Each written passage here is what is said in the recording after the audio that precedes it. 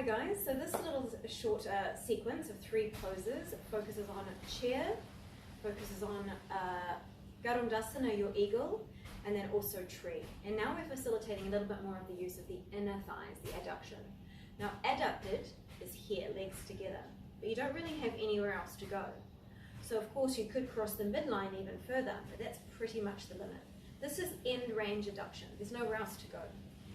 The other end of the spectrum, when your adductors are really, really on stretch, right, would be here. And to the most abduction that you can, I could work my adductors from here. All I need to do is try and pull the floor together with my feet. This feeling of working here to squeeze inwards. So that's another way of working your inner thighs and working through different ranges.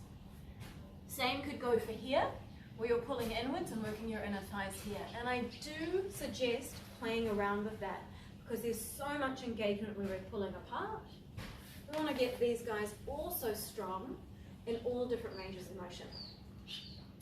Another variation for an inner thigh could be squeezing something. I'm not quite at end range, pretty much neutral, but the block allows me to squeeze. I could be in my chair, utkatasana, and squeezing.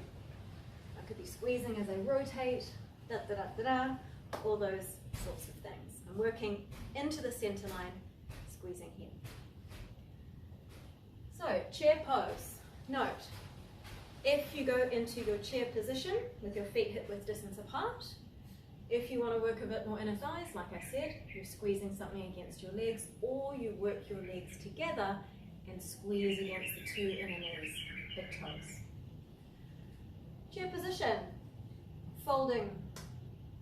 It's like a Venetian blind. Hips and knees fold at the same time. Once again, like a squat, you want to pull the hips back and deepen at your hip crease. Yeah. And then open up from there. You're not going to go as far as you would an external rotation Malasana squat. Some people can, their joints are able to, but for most of us, we're slightly inhibited and unable to bring the hip bone back far like we do in that squat. So give it your best that you can, hold that, and then when the legs are together, it elicits a slight stretch because it's a slight stretch in your abductors. The more you squeeze into your inner thighs, the opposing muscles, which are the antagonists here, the abductors are the antagonists, get a little stretch, the inner thighs work. I personally love that feeling of squeezing the block. Gives you something harder to work onto. So that's your chair. You are working into adduction, or you could also work into abduction. And by that I mean with those energetics, you're in your chair position and you're pulling the floor widthways. Another wonderful variation. You've done a lot of squeezing in, you pull out. Squeeze in, you pull out. Feel the difference. Outer hips to push out, inner thighs to pull in. So that's something to play around with. So there's your chair pose. So eagle bind, garundasana. Now we really do cross the midline with the leg and get the pretzel-like sensation. Lifting one leg up into hip flexion. I'm going to bring it over into external rotation to get my leg over and across. Here's the thing, it starts into external rotation and it's adducted because it's crossing the midline. There's no really for it to go, but there is. I want to get that bind, so what I'm going to do is I'm going to start internally rotating at the hip via the bind to slide my foot behind. So I've gone from hip flexion, external rotation, adduction, and then using that force, it's actually at the hip, pulling that hip into internal rotation. My foot here is also pulling my other hip into internal rotation. So both hips doing internal rotation here as you drive down. As you can see, I'm not going for the full bind. Other leg, lifting up, hip flexion, external rotation, adduction, slide it across. I'll try the best job that I can to slide it behind, but I'm a little tight from all the abduction poses, not quite hitting the mark there. And coming down. Eagle bind, of course, you'd add your arms. From the back, note again, if you come into this position and you overly tuck under, you're not going to get too far. You can still play around here once you've got your bind of sticking the bottom out. It's going to allow deeper movement into your hips. That's not going to allow you to go as far. Up back, up wide, come down. Then you can add in a little bit more bind if you want, and then rise back up. To note, what's happening in the hips is you're crossing the midline. So the head of the femur, at this point, it kind of pulls a little bit more outwards. When you go into abduction, the head of the femur pulls into the socket. When you go into adduction, it slightly moves that way.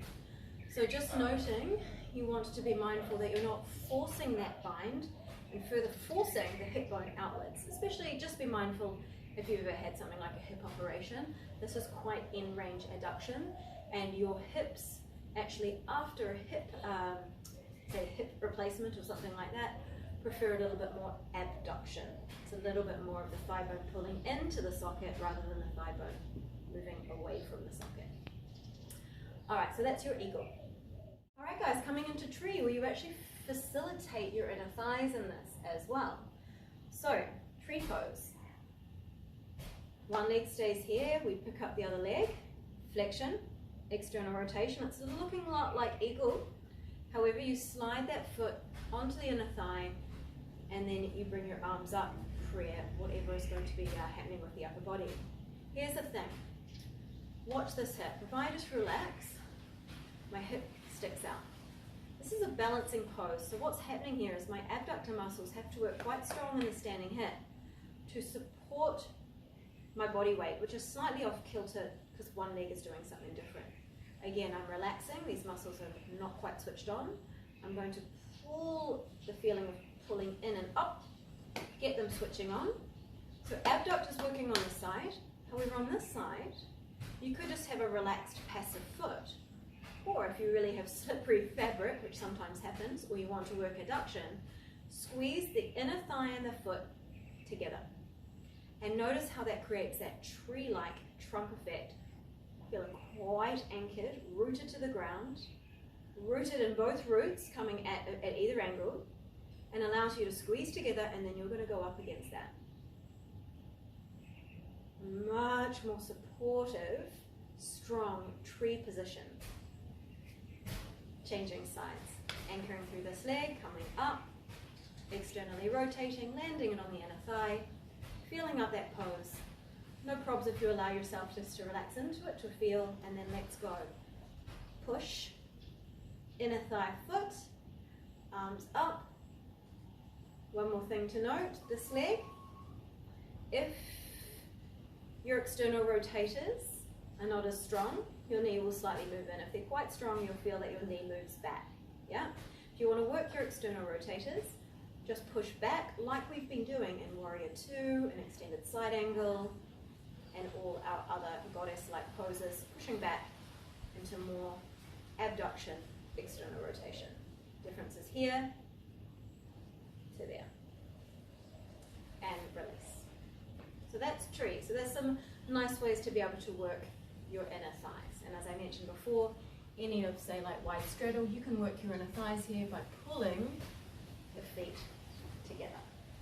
But they're your asymmetrical poses for your adductors. And coming up next for our next series will be on the floor for the seated series.